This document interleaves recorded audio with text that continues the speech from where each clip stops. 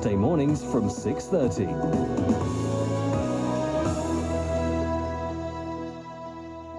Now, here on The Late Show, every now and again, you hear a story which, you know, inspires you. Tonight, I'd like to introduce you to Colin McCarthy, whose determination to lead a better life was driven by his love of music. Now, it's a journey which took him from his Irish roots to the bright lights of London, which wasn't all he hoped for. After living on the street and a spell behind bars, he then moved to the West Country and decided that life had to change. So here, accompanied by some of the music which he has composed and performed himself, here's the story of how he did it.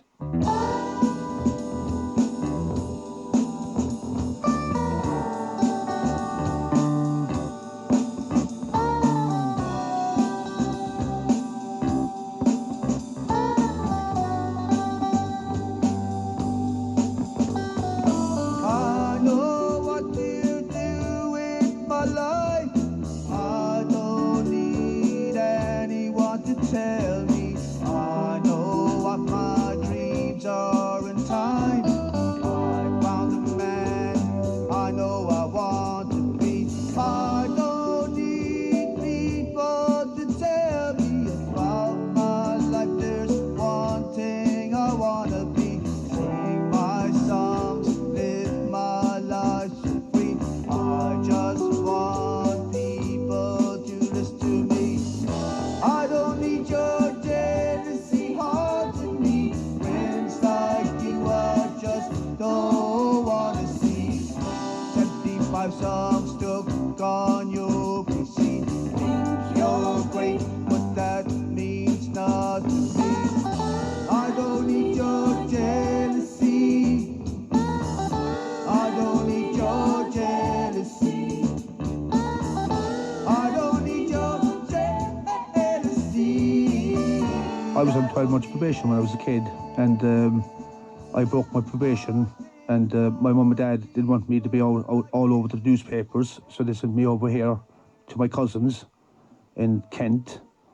I stayed with them for about 6 months, and I didn't get on with them, so I moved to London, and I tried to find work in London, and times just got hard, you know what I mean. And what sort of age were you? Teenager? I was 16 when I went to London. I went up to see some mates, but I was, you know, it's like it was the motto, every man for themselves, you know what I mean. So it was like it was hard. Try to find work. It's like today, you get a job. It's like who you know, and you get a job, no problem. But back then I didn't know no one. I was on my own. So what sort of problems did it lead you into? When you have no work, you got no place to live. So you kind of like, you try to open up a squat or something like that. And I've tried Victoria's train station where you sleep, but the police just move you on. There was times like, you know, at Christmas time when I was really, really bad, you know what I mean? I was really cold. I had no food or anything like that. I had no money to go home to Ireland. So I went up to a police window and I smashed the window, and they came out and arrested me. So it was a way of getting inside doors and a meal and all that, you know what I mean. So I ended up getting about six weeks or something like that in prison. But I done it because I just wanted 3 meals a day. I wanted a Christmas dinner, you know what I mean, and I wanted to be warm, and it was worth it in the end. So. But when you've had the experience of being homeless, having gone and done time in prison as well, which kind of been a great experience for you, to come out of that and then make a decision that your life's got to change. Where was the point in your life that you decided, I've really got to do something about this? I used to always think about it anyway, you know what I mean? Even when I was inside prison, I used to like listen to the radio and think about how I'd love to be able to write a song. I'd dance around. I'd be dancing around my cell, or I'd be miming the song that person's singing, you know what I mean? And I'd be thinking to myself, oh, I'd love to start to write a song, but I'd know where to start, you know what I mean? And when I actually did start to write a song, I'd look at the words and I think, oh, my mates just laugh at me, you know what I mean? I'd know I'd be the laughing stock, but I carried on with it. I done it when I moved to Swindon and I got my own place and everything like that. I was more free to do my things, you know, to fulfill my passion. But the one thing you haven't said in all of this, which I know because you told me just before we started the interview, was that you were writing songs, but you didn't play any instruments. How's that work then? I used to go into pubs and I used to sing a cappella. I had a very good a cappella voice for some reason. And I used to kind of make up the songs, and I'd go to some place like the Riffs or something like that. I sing my songs a cappella on stage, and people liked it and all that. And I thought, like, oh, I got to do something about this. I was working in the Cirencester at the time, and I heard of this place called the Rock Factory, and this guy called Trevor Short. And I went down, I made a deal with him, and we started making an album. And that was where my first album came from. So making an album without ever having played an instrument at this point. Oh, it's incredible. It's all new to me, you know what I mean? But it's expensive as well, you know. I mean, it's not a cheap thing to do, is it? My first album was about £1,000, probably £1,000 plus pound. But because I worked in the building site and I was on good money anyway, I thought, well, what's the point of going to the pub and kind of drinking all the money away? Just do something positive with it, you know. That's what I wanted to do. But then you made the decision that you also wanted to learn an instrument, because as you mentioned, you'd moved to Wiltshire at this point and into Swindon. You got the job, so you were earning money, but you still got to learn to play the instrument. Oh, I think what it was, I used to go to festivals, and I always wanted to get on the stage and sing my songs. I used to have all the backing tunes and everything. I thought, like, why can't I go up there and sing my songs? I mean, I write my own songs. This is all, you need a guitar. The more I heard it, the more I heard people say, oh, you need a guitar, you need a guitar. And I thought, like, well, I'll go and learn the guitar then. So I ended up learning the guitar. So I've been playing now for 5 years, playing the guitar, and I love it. What's the point of living for? He never wants to see. Ain't he ever gonna live his life the way he wants to be? The thoughts are going through his mind, his head's going round and round. Everybody looks at him, he's going on the ground. It's so hard to cry, hard to cry.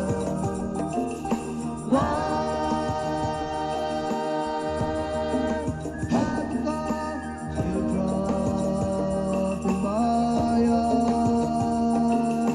Baby, there's a thing for you, everything you want to do, and you can find life too, nature to love so true.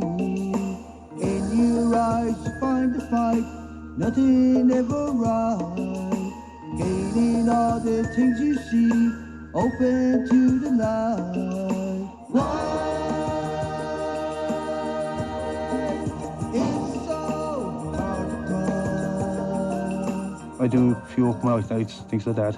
I try not to do gigs because where I'm old, my old hands are not the same, you know. Well, you're old, you're younger than me, cut it out. I mean, this is an interesting thing, isn't it? I mean, perception of people. Age is such an important thing in the music business. And as we're hearing, I mean, the music that you're writing, you're using good quality musicians who you're surrounding yourself with. It's an expensive hobby to have, so you want perhaps something to come of it, really. It's tough, though, isn't it? Yeah, definitely. You know, like you put your heart and soul into making it. You know what I mean? You get the best musicians to play with you, and you try to do a top quality job with the song.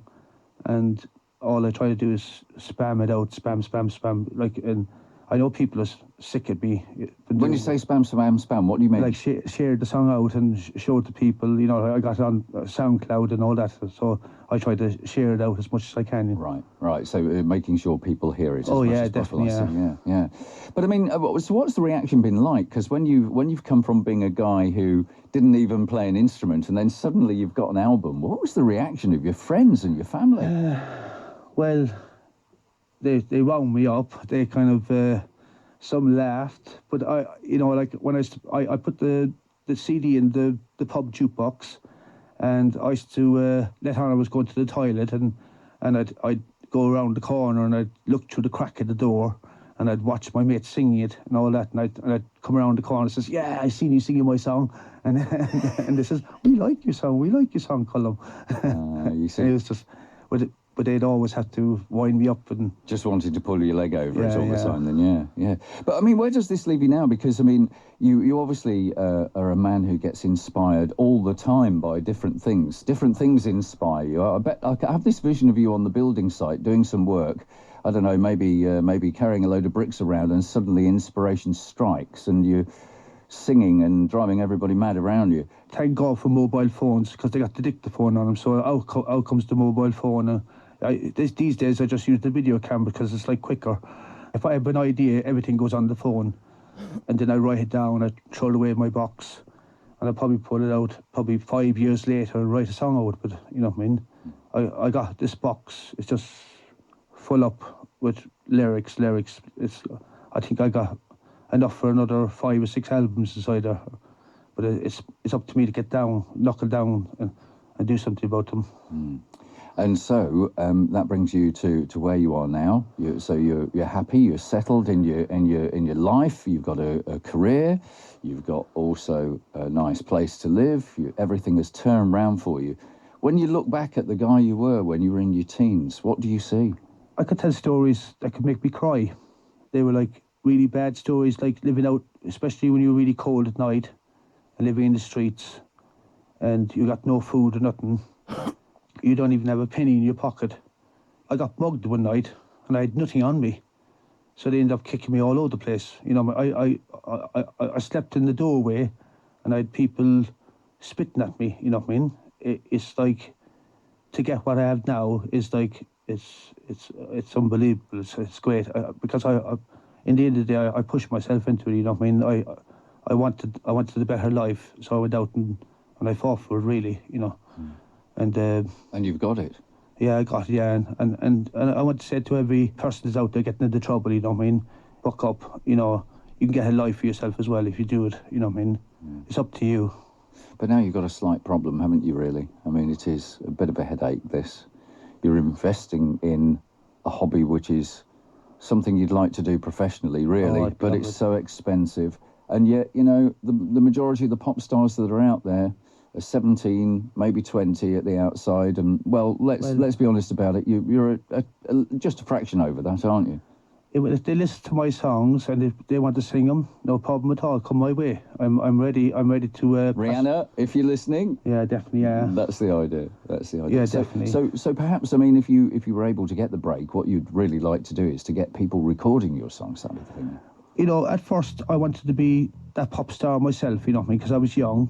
But when I get a bit older now, you know what I mean, I want to continue writing and making songs, and even singing and making songs myself, you know what I mean. If I did get to the top, I'd love to get to Radio 1. That's my dream, you know what I mean, I'd love to get the number 1 in the charts. People of the future, people of the past, there's people with lives, those people that will last, there's people all over this world, including me as one, there's people with the money and people with none, there's people with the fancy cars and houses and pots of gold, there's people that are miserable, worse when they get old.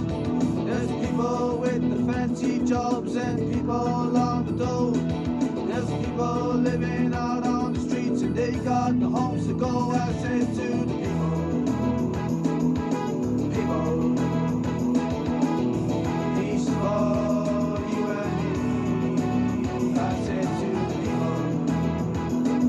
the people, if we stick together, we'll be free.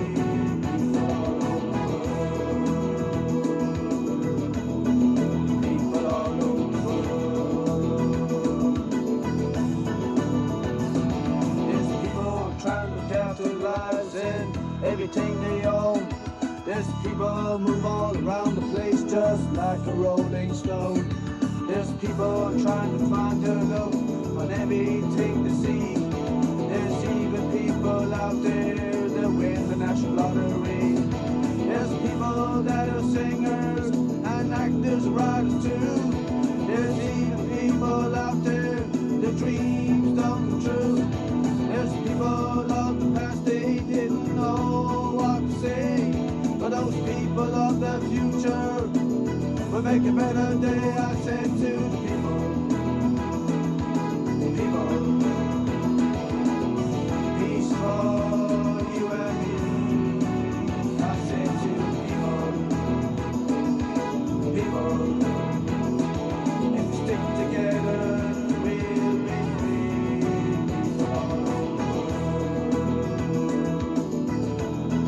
People all over. People all over.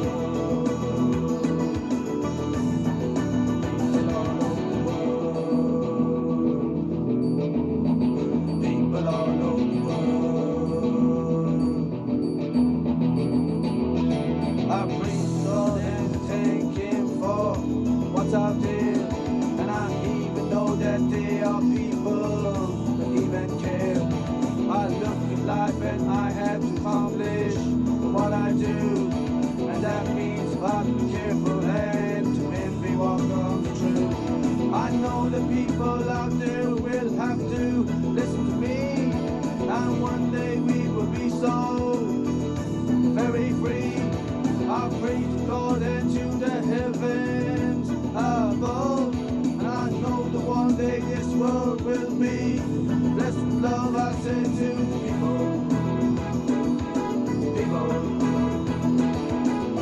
peace for you and me. I say to the people, if we stick together, we'll be free. People all over. Colin McCarthy and People.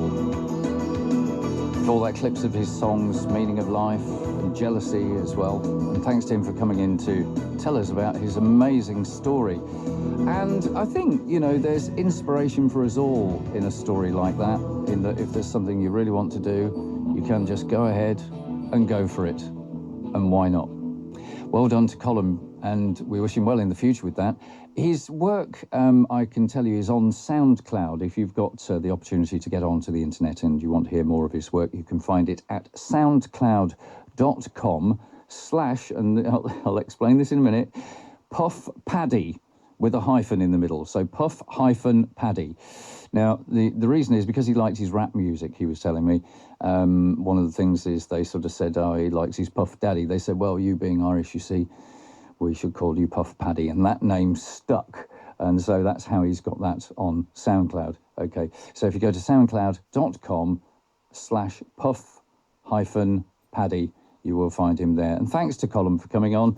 It was a pleasure to meet him and lovely to hear stories of inspiration like that. Set me to thinking, you know, everywhere across the West Country, we have got people who have got stories to tell. It can be for many reasons, but, you know, maybe you might like to tell me yours. All you have to do is get in touch. On this Saturday's Rock and Roll Party, a special feature marks the anniversary of what Don McLean called the day the music died. February the 3rd, 1959, the deaths of Buddy Holly, Richie Valens and the Big Bopper, on tour in the USA with the Winter Dance Party.